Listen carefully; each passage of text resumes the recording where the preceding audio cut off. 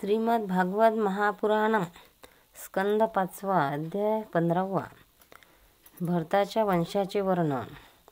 श्री शुकाचार्य म्हणतात, भरताचा पुत्र सुमती होता हे पूर्वी सांगितलेच आहे. त्याने ऋषभदेवाच्या मार्गाचे अनुकरण केले म्हणून कलियुगात पुष्कळसे नास्तिक मतवादी अनार्थ आपल्या मताने वेदमतांविरुद्ध कल्पना करून त्याला देवता मानतील. नावाचा पुत्र त्याची पत्नी रुद्रसेना तिच्यापासून देवताजित नावाचा पुत्र झाला. देवताजीला असुरापासून देवधूम्य, देवधूम्याला धेनुमतीपासून परमेष्ठी आणि त्याला सुवर्तलेपासून प्रतिह नावाचा पुत्र झाला. त्याने इतरांना आत्मविद्येचा उपदेश करून स्वतः शुचिर्भूत होऊन परमपुरुष श्री नारायणाचा साक्षात्कार करून घेतला होता. प्रतिहाला सुवर्तेलापासून प्रतिहर्ता, प्रस्तोता आणि उदाता या नावाचे 3 पुत्र झाले. ते यज्ञादी कर्मामध्ये अत्यंत निष्णात होते. त्यांच्यापैकी प्रतिहत्येला स्तुतीपासून अज आणि भूमा नावाचे 2 पुत्र झाले. भूमीला ऋषिकुल्येपासून उदितनेला देवकुल्यापासून प्रस्ताव आणि प्रस्तावाला नियुक्तेपासून विभू नावाचा मुलगा झाला. विभूला रतीपासून पृथुसेन, पृथुसेनाला आकृतीपासून नक्त आणि नक्ताला दूतीपासून उदारकीर्ती, राजर्षी प्रवर गय नावाचा मुलगा झाला. याला जगाच्या रक्षणासाठी सत्वगुणाचा स्वीकार करणारा साक्षात भगवान विष्णूचा अंश मानले जात होते. संयमादी अनेक गुणांमुळे त्याची महापुरुषात गणना केली जाते.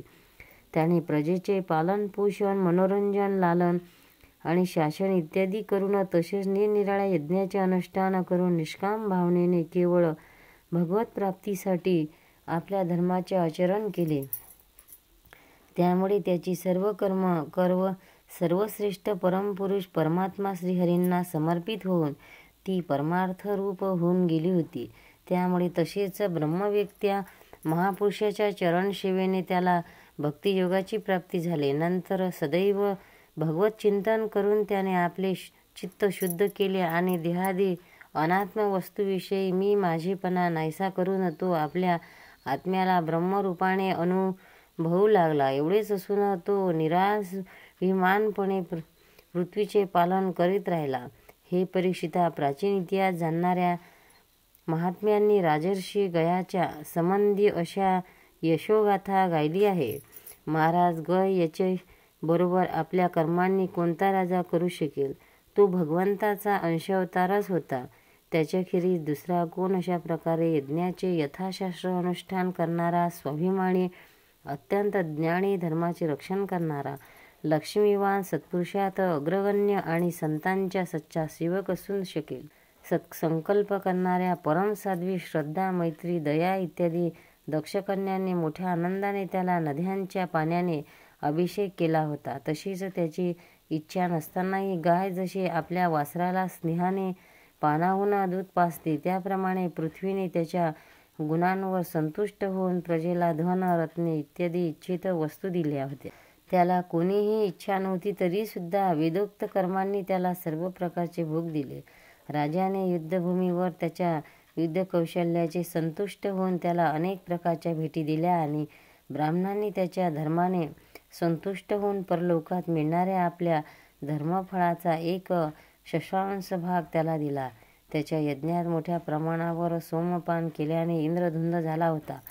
तशीच त्याने अत्यंत श्रद्धापूर्वक विशुद्ध आणि निश्चल भक्तिभावाने समर्पित केलेले यज्ञफल भगवान यज्ञपुरुषांनी साक्षात प्रगट होऊन ग्रहण केले होते.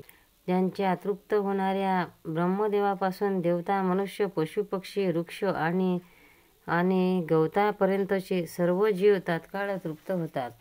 ते विश्वात्मा श्रीहरी स्वतः नित्यतृप्त असूनही राजर्षी गय याच्या यज्ञामध्ये तृप्त झाले होते. गय याला गयंतीपासून चित्ररथ, सुगंती आणि अवरोधन नावाचे 3 पुत्र झाले. त्यापैकी चित्ररथाची पत्नी पूर्णा हिच्यापासून सम्राटाचा जन्म झाला. सम्राटाला उत्कलेपासून मरीची आणि मरीचीला बिंदुमतीपासून बिंदुवान नावाचा पुत्र झाला.